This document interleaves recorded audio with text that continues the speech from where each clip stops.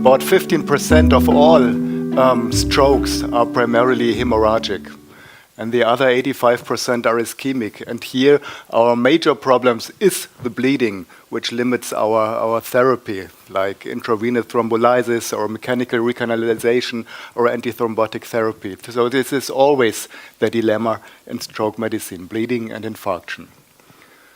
And in all the large studies,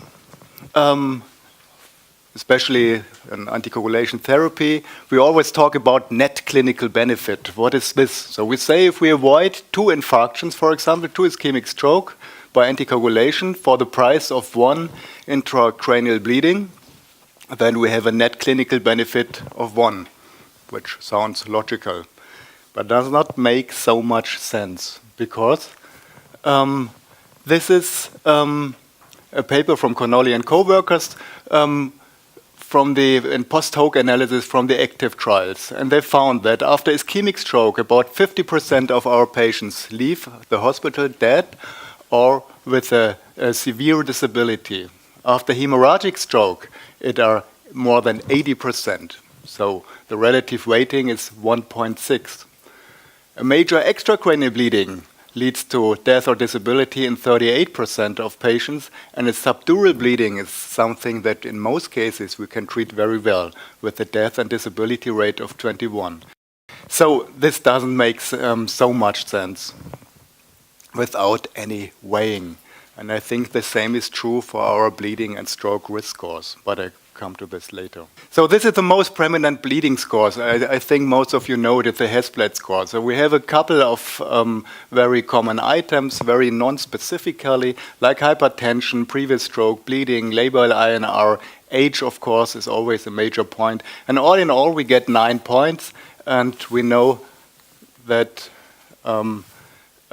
if we have a high score, then we have a high bleeding risk, and this was shown in the SPOTI 3 and 5 cohorts. So with a score of 0, this bleeding risk per year is only 1%, and with a score of 5, it's 9%. So it's a very, very famous and well-working score. Okay, last year we got new guidelines from the ESC. This was from the ESC, the ERA, and endorsed by the European Stroke Organization, represented by Professor Diener, who's the chair in this session.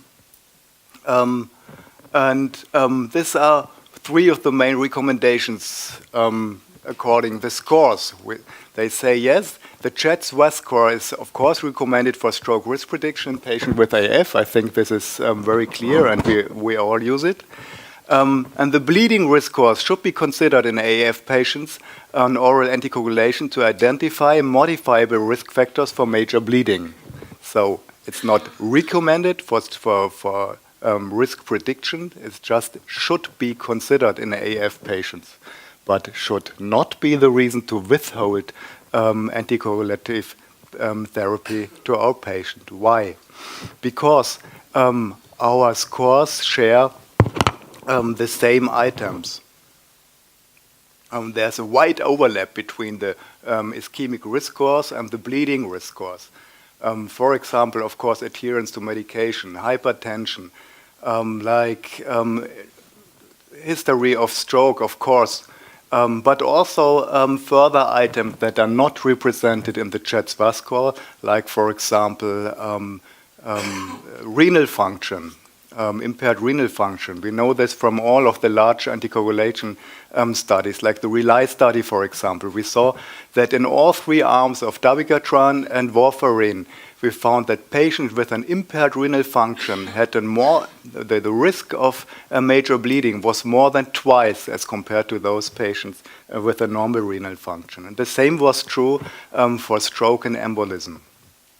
So we have a wide overlap between the bleeding scores and the ischemic risk scores. And all in all, the scores only show us that we have old and maybe ill patients, but do not give us a hint to specific origin of bleeding or stroke.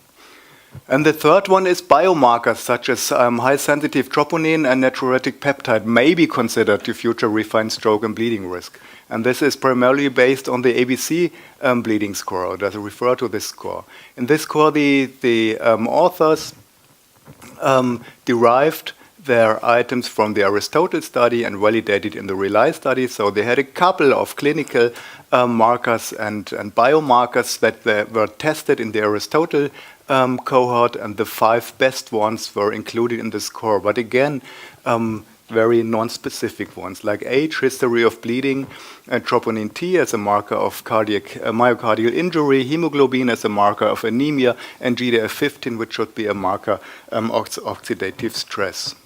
In a complicated way, in different nomograms, the patient is attributed to 0 to 45 points, and they found that the test worked very well in these patients in the validation group of the RELY study, even better than the HESBLAD score. And the other one is the ABC stroke score, very similar. The 4 items are age, history of stroke, troponin I, and NT-proBNP. But again, that are just very, very global score that show us that we have older and fragile patients.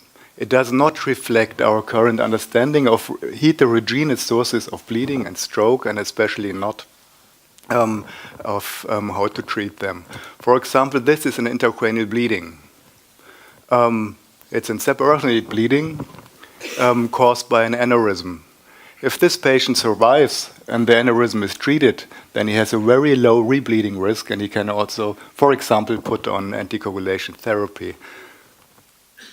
This is also on subarachnoid bleeding, but in the prepontine region, so this is probably not caused by an aneurysm.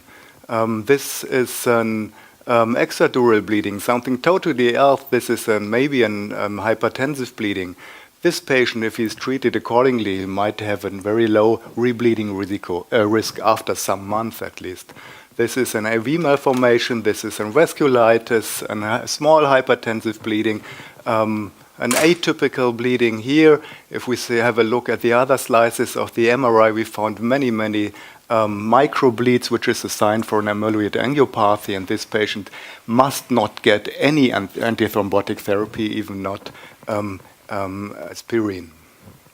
A subdural bleeding. And there's a wide list of different sources of bleeding, and everyone has to be treated differently and to avoid further complications. Of course, this is only one point, the intracranial bleeding. There are the gastrointestinal bleedings and bleeding in the genitourinary or respiratory system. And all this is not reflected by our scores.